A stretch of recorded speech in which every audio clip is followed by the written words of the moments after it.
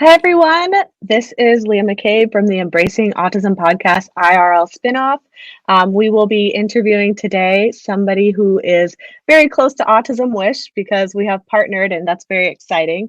This is Summer from Kind Theory. Summer, do you mind just saying hello real quick? Hi, everyone. So Summer began her career with Creative Learners. It's a small entrepreneurial venture, and this allowed her to gain unparalleled experience in educating a diverse range of children from multiple backgrounds. And parallel to working as an operations manager, Summer's also known as the founder of Kind Theory, and for her efforts towards creating acceptance for neurodivergent individuals, as well as making this world more inclusive for them. And her mission is to make this world truly accepting of all developing a connection between neurodivergent individuals, institutions, policymakers, corporations, and law enforcement to integrate the changes that are required to facilitate and empower autistic and otherwise neurodivergent individuals. So, welcome, Summer. Thank you so much, Leah, for having me. We left the computer gremlins behind this time. Thank you so much for having the patience to come back on because I know it's not always smooth with tech. Well, you guys have um, been amazing, so thank you so much. So today I just am going to ask you a couple of questions. I would really like to get to know you and your mission and just dive a little deeper of your connection with our mission with autism and neurodiversity in general. So the first question that I have for you, Summer, is if you could just tell us a little bit about yourself. So, I'm Summer, starting with the name. I am a mom to two very handsome boys. My elder one is 9 years old, my younger one is 6 years old. Um, Ever since I was a kid, I was kind of a daydreamer, if you may say so. I had these special interests, but at that time, neurodiversity was not well known. But when I became a mom and I had my younger one, I started noticing that he had special interests, and he was very much like me in certain things, but he was also a little bit different. His focus was very strong, but he had some social anxiety paired with a lot of other things. I found out that he is autistic. And when I told everyone, you know, I saw that there was a certain perception about autism. And so that's when I started working on kind theory. And I started working in the field of neurodiversity. So kind theory basically essentially was just a project that came into being. For me, it was just a mom working for her son. And at that time, I had no idea that I was neurodivergent as well. So, it was a whole journey for me too. That's amazing. So you mentioned a little bit there about your son having autism. So what exactly has been your relationship to autism that brought you here? Is it just that relationship with your son that brought you to the world of autism? So, if my son was autistic and if everything was fine around him, I wouldn't, think about forming a whole project for that. But when I found out that my son was autistic, I was kind of different in the sense that I wanted him to be himself. I wouldn't want him to stop stimming if it wasn't harmful for him.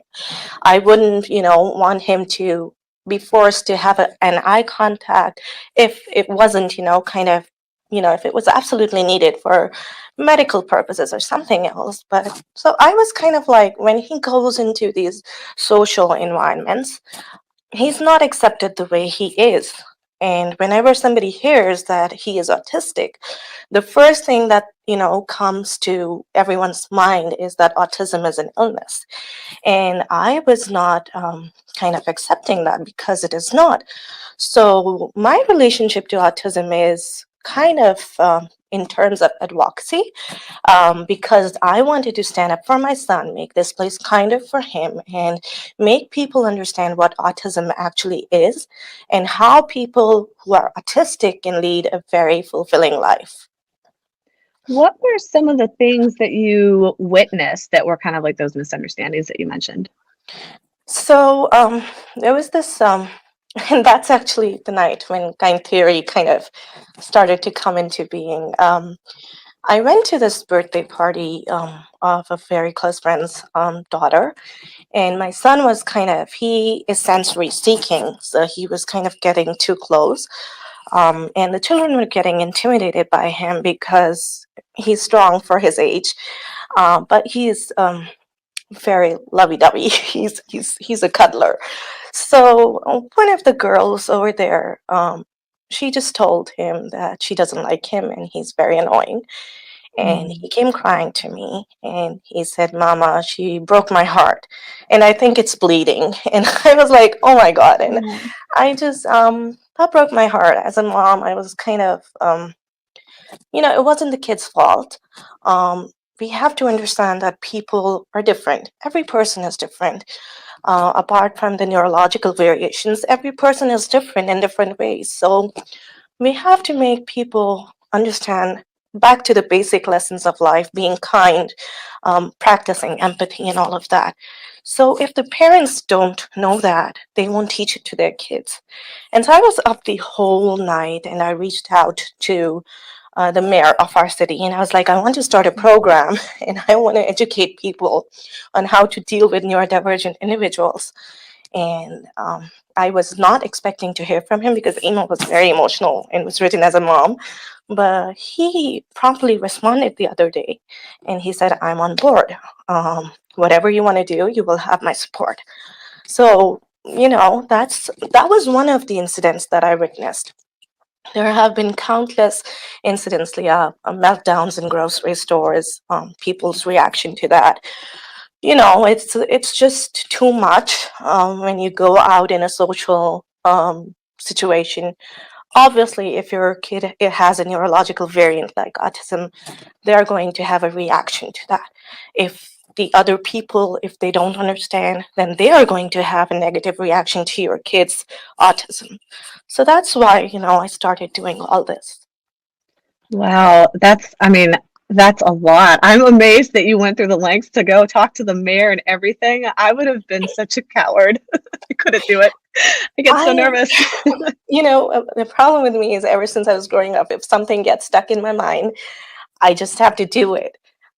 But I always weigh in on the fact whether I'm in the right or I'm in the wrong. If I'm in the right, there's no stopping me. So I, I just went ahead with it. So this actually goes great with like my next question. You mentioned just like the experience that your son had. So what do you think is possibly the biggest thing that is misunderstood about autism? I think the perception of autism itself is misunderstood.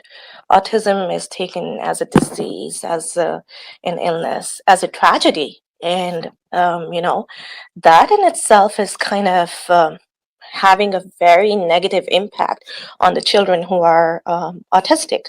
Because even if an autistic child is non-speaking, even if an autistic child isn't making eye contact, they're taking all of this sensory stimulus around them. They're taking everything that's going on in their environment and they're absorbing it. So if the parent is dealing with autism as something that is a disease, that is a notice of doomsday, or something like that, the child is going to absorb that and the child is going to think that he or she is incapable of doing anything in the world. Well, it's truly the opposite. Autism is a developmental disability. It is a neurological variant. It's just a different way how our brain works. Now, it does come with its limitations, but it also has certain characteristics that can be helpful in certain situations. So we just have to, make people understand that autism is not a tragedy at all.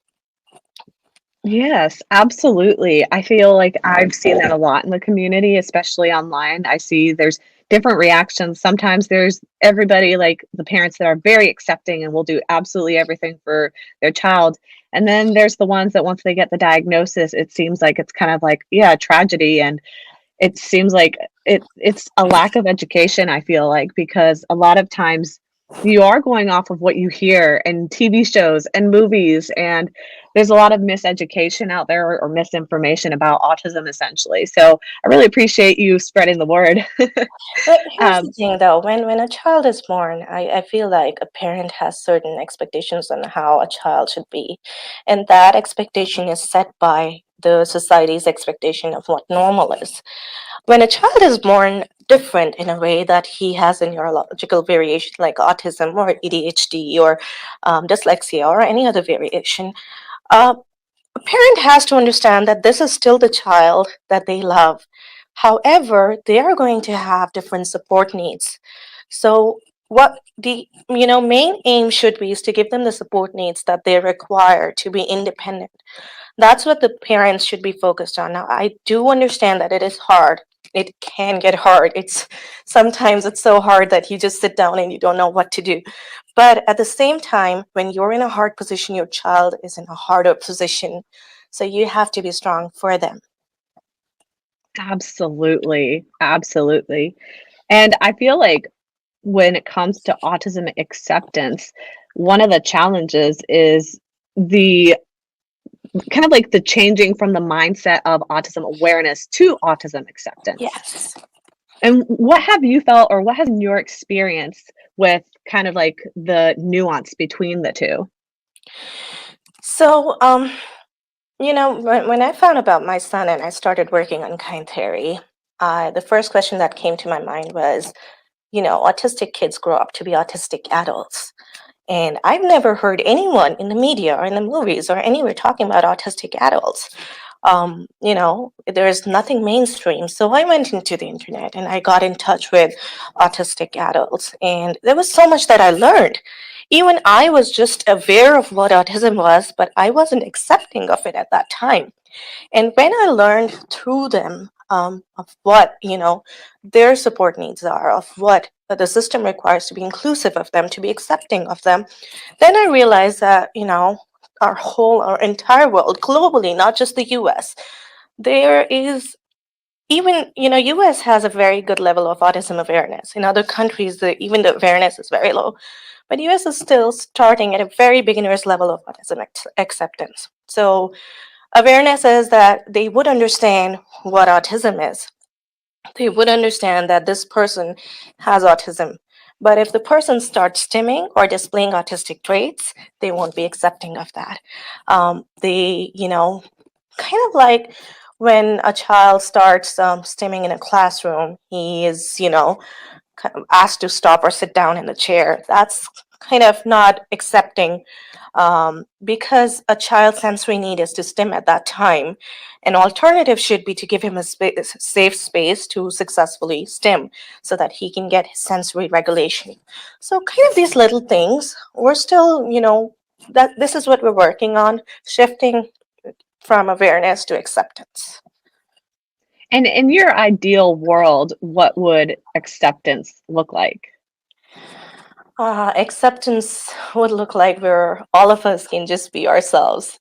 We don't have to worry about if we're not, like I'm talking and I'm focused. If I focus on you, I won't be able to talk as clearly as I am talking right now. But if I'm allowed to be myself, I can talk clearly and I can communicate it. So in a truly accepting world, I want everybody to have the freedom to be themselves. I want them to kind of be confident in who they are and accept themselves. Because here's what happens when the society, when the environment, when the system doesn't accept you, you don't accept yourself. You lose all your confidence, and you can't excel in life like that. So in order to be successful in life, you have to be confident in yourself. And that can happen only if there's a level of acceptance outside. Absolutely. I feel like gaining acceptance of yourself also kind of relates to acceptance from your peers, because we always say like, "Oh, you should love yourself for who you are, not care what other people say." And to an extent that's true, but also to an extent it's still going to impact you. It's still going to influence you what other people say and think. So I totally understand that. But speaking of embracing autism, what our podcast, so we named it essentially Embracing Autism for very particular and obvious reasons. But I just wanted to ask you, what does the phrase embracing autism mean to you? Well, I think from the way I look at embracing autism, it's a 360-degree acceptance of autism. So it's accepting autism with its limitations, it's accepting autism with all of its challenges, and it's accepting autism with all of its strengths as well. Now, there are different every autistic person is different, right? And so all of them have different support needs. So their limitations and their characteristics and their traits are going to be different. So, it's kind of difficult to understand that, if how different one person can be, having more support needs and having lesser support needs. So what's going to make it a little less difficult is if there was a 360-degree level of acceptance. You don't need to question if you have high support needs or low support needs. Every support need is available. That's when I would believe that we as a country are truly embracing autism. Absolutely. And if you could just give like one tip on how you could make the world a better place for the autistic and neurodiverse, what's the one tip that you would give my audience? Well, changing, like we talked about earlier, changing the perception of autism in between your homes. It all starts at home. I heard your episode, Spreading Kindness. Your theme this season is Hearth and Home, and I loved it because it all starts in home. It all starts at your own home. It all starts with you because, if you don't change your perception of autism, then your child is going to develop the same perception, and they're going to kind of absorb the same energy. And instead of focusing on developing and understanding what their strengths are and understanding what their limitations are and understanding what their support needs are, they're going to be focusing on pleasing you and changing your perception, even if they don't say anything. So my tip for everyone is, please, please, please change your perception of autism. It is simply a natural variant. It is a developmental disability. It has limitations, yes, but it also has traits, and it can, every autistic person can live a fulfilling life. Yes, absolutely. And when you were speaking, it actually reminded me of this meme I saw one time that resonated with me. And it was basically saying how the parent's voice, like what the parent says to the child, ends up becoming the child's like inner thoughts. So Yes, that really spoke to me. And I feel like that's absolutely true when it comes to autism as well. Um, yes, absolutely true. Yes. So, if you could be remembered for one thing, obviously kind theory is your passion and neurodiversity is as well. So, I'm curious to know what is the one thing you would want to be remembered by? So I just want to be remembered as a person who just makes life easier for people. Just a simple thing. I want to make life easier for people. Just plain existing in this world is difficult, and I just want to make it easier, especially for neurodivergent individuals. I want to be remembered by that. Yes. I'm pretty sure you will be. I mean, you're already off to a great start.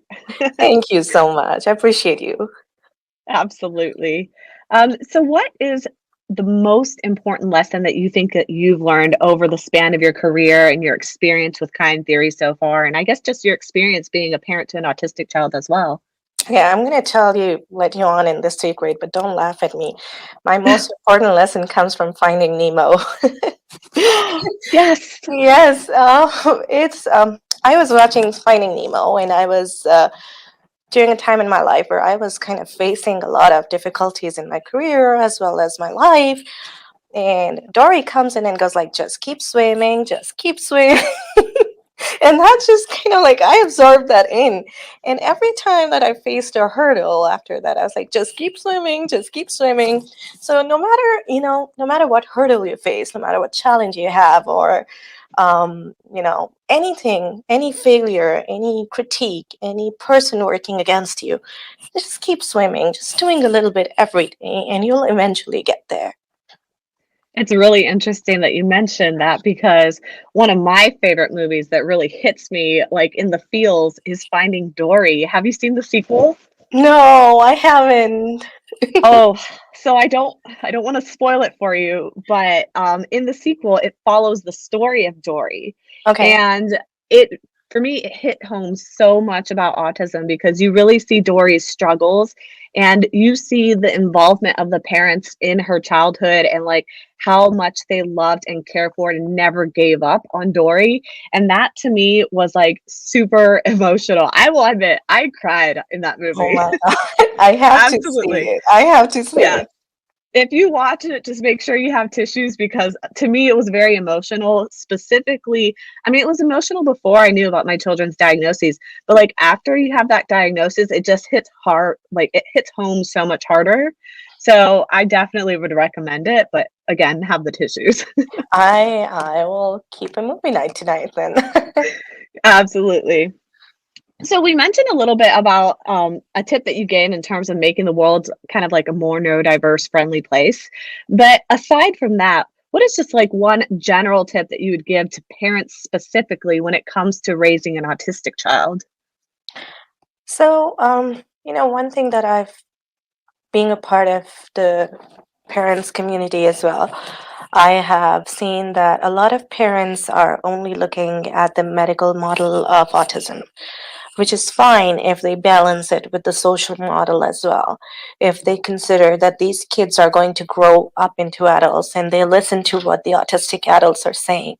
So my tip to the parents would be is to broaden their vision and to get in touch with some of the autistic adults and see what helped them.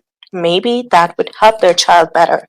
Another thing that I would want all parents to do is to kind of explore what neurodiversity is, because, that would help them change their perception of autism. So, neurodiversity is a modern way of understanding diverse neurological conditions such as autism, dyslexia, ADHD as a natural part of humans. So, if you understand the concept of neurodiversity and if you see all these autistic adults going out in the world, accomplishing things. Even, a lot of parents, when I talk to them about this, they say that, well, they may have low support needs, or, assign a functioning label like they might be high functioning autistic. It doesn't matter, as long as a child is given support needs that they require since the very beginning or whenever, they can provide them, they're going to come out and they're going to live their life independently and they're going to be successful in their own way. There is no one definition of success.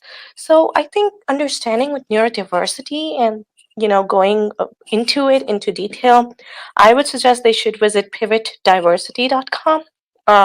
It is an excellent resource for understanding neurodiversity, and it would help them understand that autism is definitely not a tragedy.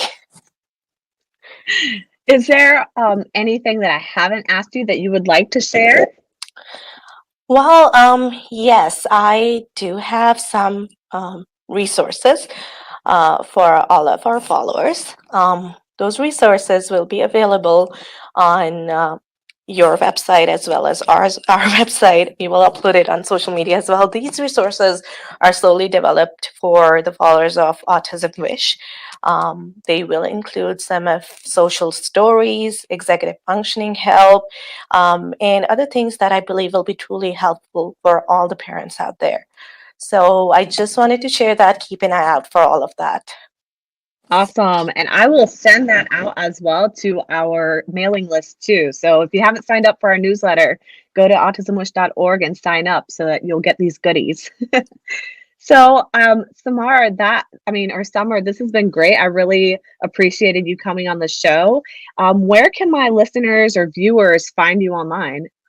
So we have currently our own website, which is www.kindtheory.org.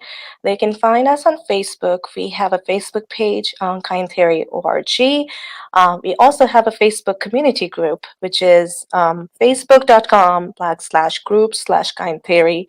And we also have an Instagram, which is kind.theory. So just shoot us a message. Just, click a like, send us a comment, anything, and we will be there for you. Awesome. Thank you so much for coming today. I really enjoyed this conversation with you, and hopefully, we will meet up again in the future and maybe chat again. Yeah, I would look forward to that. Thank you so much, Leah, for having me. Absolutely. Have a good one. You too. Bye bye.